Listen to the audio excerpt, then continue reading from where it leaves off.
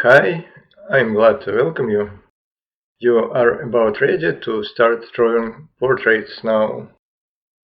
But before we start sketching portraits, we need to figure out how to measure proportions in the process of drawing from life.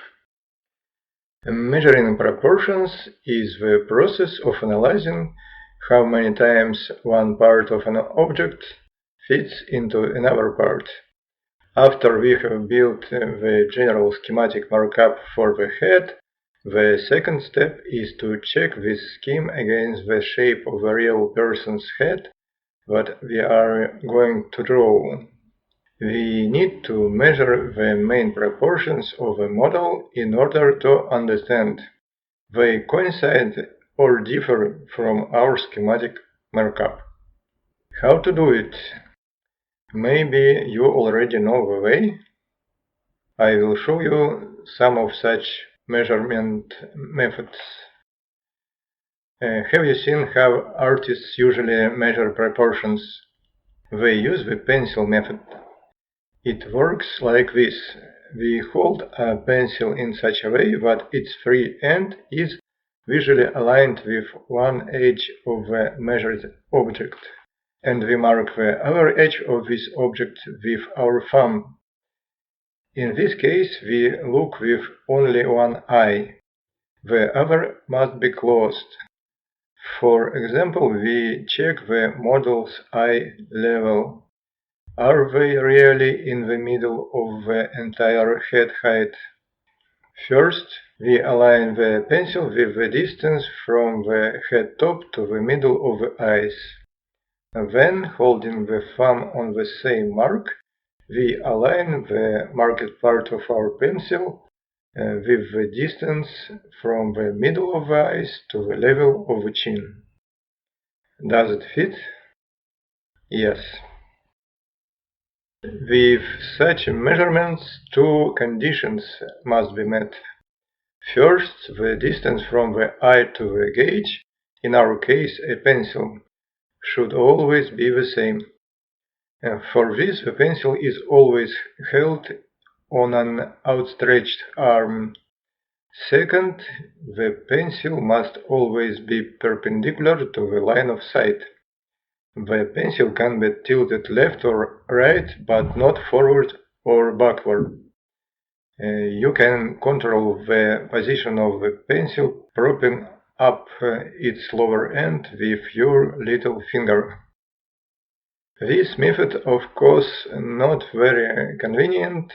It is not easy to hold in your mind the mark to align with it the tip of the pencil. And if you need to fit many times the smaller dimension into the larger one, the probability of errors increases noticeably. When we need to find out if some parts of the object are equal to each other, we can use an ordinary ruler. Moving it closer to the eyes or farther, we get suitable scale so that the ruler divisions coincide with the extreme marks, and see where will be the intermediate marks. For example, let's check the distance between the levels of the hairline, eyebrows, base of the nose and chin of this model. They have to be equal. Everything is well, all the marks fit the scheme. With this method there is one drawback. It works well only for one-time measurement. We cannot compare, for example, height with the width. Why? Because it is impossible to maintain the same distance from the ruler to our eye. It will be slightly different every time. This leads to inaccuracies in measuring. How do you think? Is there a way to easily compare both vertical and horizontal proportions? Yes, there is such a method, and the self-made tool that we will use in the measuring process is very simple. It is a strip of paper. This strip can be obtained by bending the edge of a sheet, press the fold more tightly so that the edge is straight and sharp, and moving a knife along the fold, cut off the strip. Let's make two marks on the sheet at a distance of 1 centimeter or a little more between them, and repeat these marks several times on the strip. For our measurements, 4 marks will be enough. Then bend the strip at the right angle along the extreme mark, and repeat the marks several times on the second side of the resulting corner. And now we can compare the vertical and horizontal proportions at the same time. We change the scale of measurements by moving our corner closer to the eyes or farther. For example, we know that the height of the head from the front is related to the width as 3 to 2. In the side view, the proportions of the head is 3 to 2 plus 1/5. Let's check.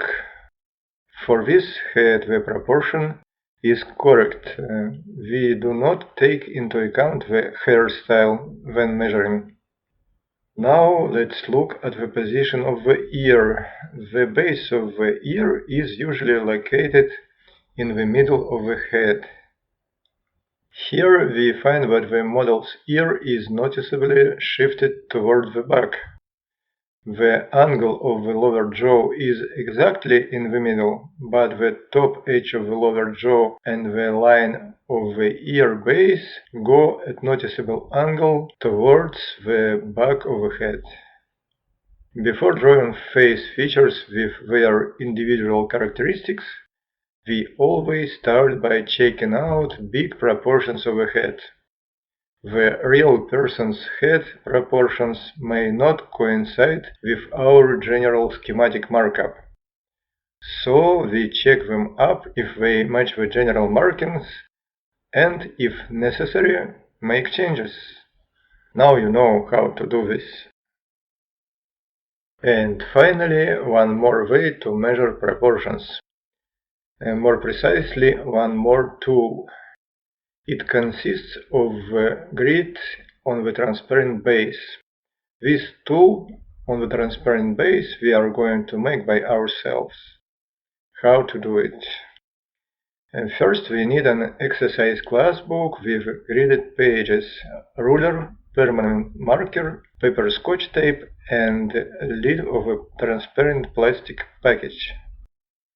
We fix our transparent lid to a gridded page with scotch, and using a grid on the page we draw our own grid with marker and ruler on our transparent lid. The marking step is 1 centimeter or little more. When the grid on the lid is ready, we will add numbers to the side and bottom to make the calculation easier. This tool will save your time and effort in process of creating not only portraits, but also any other drawings from life.